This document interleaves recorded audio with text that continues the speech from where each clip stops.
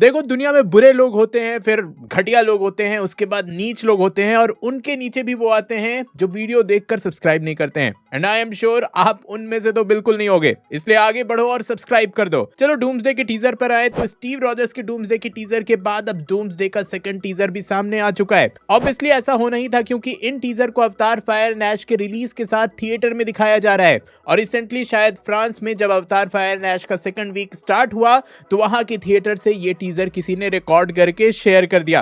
वैसे हाँ, मैं एक चीज पॉइंट आउट करना चाहूंगा कि इंडिया के कुछ थिएटर्स में टीजर नहीं दिखाया जा रहा, लेकिन कुछ में दिखाया जा रहा है। देखो, इंस्टाग्राम पे मैंने जितने लोगों से बात किया, मैंने यही नोटिस किया कि पीवीआर में सिर्फ इंग्लिश वर्जन के साथ टीजर को दिखाया गया है और हिंदी वर्जन में नहीं दिखाया गया, सिंस हिंदी में इन टीजर्स को डब किया ही नहीं गया है। चलो टीजर पर बढ़े तो यहाँ हम थॉर और थॉर की अडॉप्टेड बेटी लव को देखते हैं। साथ ही बैकग्राउंड में थॉर अपने पिता ओडिन से प्रे कर रहा होता है। हालांकि लीक्ड वर्जन फ्रेंच में है तो वो मैं आप सबके लिए ट्रांसलेट कर दूंगा। हम सब पहले एक घने जंगल का शॉट देखते हैं जहां थॉर आगे बढ़ रहा है। नेक्स्ट शॉट हमें एक कैबिन का दिखाया जाता है जिसके अंदर थॉर की अडॉप्टेड बेटी सोई हुई है। देन वही थॉर भी उसके सामने आकर बैठ जाता है। नेक्स्ट शॉट हमें फिर से जंगल का मिलता है जहां थॉर अपने घुटनों पर है, एक हाथ से स्टॉर्म ब्रेकर पकड़े हुए है और आसमान की तरफ देखकर ओडिन से प्रे कर रहा है। उसकी जो ये प्रेयर है वो पूरे टीजर में बैकग्राउंड में चल रही होती है और अपने प्रेयर में वो बोलता है, पिता, अपनी पूरी जिंदगी मैंने सम्मान, कर्तव्य और युद्ध की पुकार को उत्तर दिया है, लेकिन किस्मत ने मुझे वो दिया जिसकी मैंने कभी आशा ही नहीं की थी,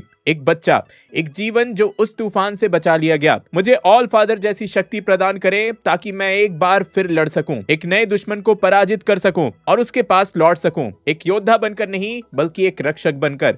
ये बच्चे युद्ध को नहीं जानते बल्कि चिंता को जानते हैं, एक ऐसी चिंता जिसे मैंने कभी नहीं जाना। मैं आपसे विनती करता हूं, पिता, मेरी प्रार्थना सुने। अब ये जो प्रेयर है बहुत इंपॉर्टेंट है। ऑब्वियसली जो टीजर का पूरा थीम है वो एग्जैक्टली स्टीव रॉजर्स वाले टीजर से ही सिमिलर है। वहां भी एक बच्चा इन्वॉल्व्ड है और यहाँ भी अपने प्रेयर में थॉर एक नए दुश्मन को मेंशन करता है जो कि ऑब्वियसली डॉक्टर डूम है और मेरे ख्याल से यहाँ फिर से थॉर एक बच्चे को एक नए विलन से प्रोटेक्ट करने की बात कर रहा है, क्योंकि last time love and thunder में भी यही हुआ था। गॉर जो था वो बच्चों के पीछे पड़ा था और यहाँ फील हो रहा है कि डूम जो है वो भी बच्चों के पीछे पड़ा है।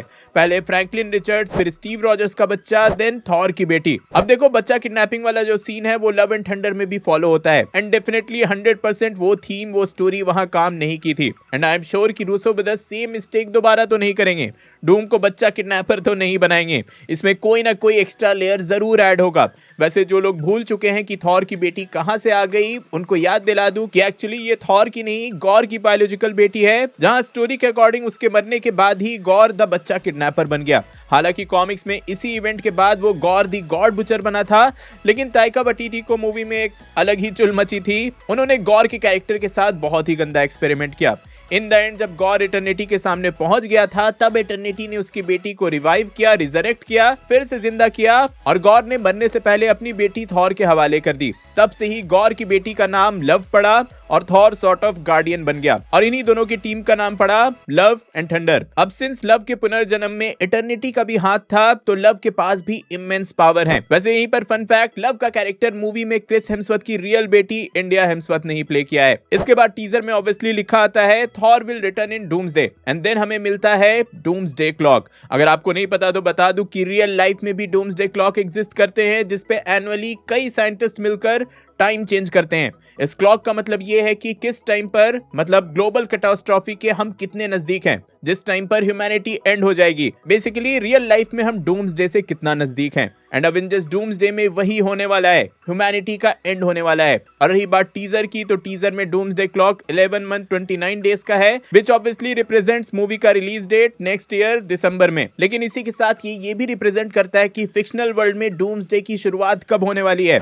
इसी काउंटडाउन के लोअर साइड में हम एक स्क्रैच देखते हैं, एक पंजे का निशान देखते हैं। देख के लगता है कि भाई वुल्वरीन के क्लॉज से किया हुआ अटैक है, बट सिंस यहाँ 4 उंगलियों के निशान हैं तो मे बी ये किसी और कैरेक्टर ने किए हो, जैसे कि बीस्ट या फिर खुद डॉक्टर डूम का हो, उसके मेटल ग्लव से किया हुआ हो। और ध्यान दोगे तो इस पूरे टाइमर के पीछे ग्रीन लाइट और कुछ पैटर्न्स हमें दिखते हैं जो कि कॉमिक्स से डॉक्टर डूम के थ्रोन से सिमिलर लगते हैं। और साथ ही जो ग्रीन लाइट है वो डॉक्टर डूम को भी रिप्रेजेंट करता है, साथ ही लोकी और मल्टीवर्स को भी। तो हाँ, छोटा टीजर होने के बाद भी इसमें डिटेल्स बढ़िया दिए गए हैं। ऑब्वियसली हमें ऐसा कुछ बैंगर देखने को नहीं मिलता है टीजर में, क्योंकि मूवी रिलीज में अभी 1 साल का टाइम है। आपने ये टीजर देख लिया तो आपका क्या रिएक्शन है कमेंट में जरूर बताना, और वीडियो अच्छी लगी तो लाइक शेयर एंड सब्सक्राइब करके जाना। डूम्सडे की स्टीव रॉजर्स वाला टीजर देखने के लिए ऊपर वाली वीडियो देखें एंड अवतार फायर एंड ऐश का रिव्यू देखने के लिए नीचे वाली। मैं जल्दी और नई वीडियो लेकर आऊंगा। टिल देन बी देसी बी नर्ड।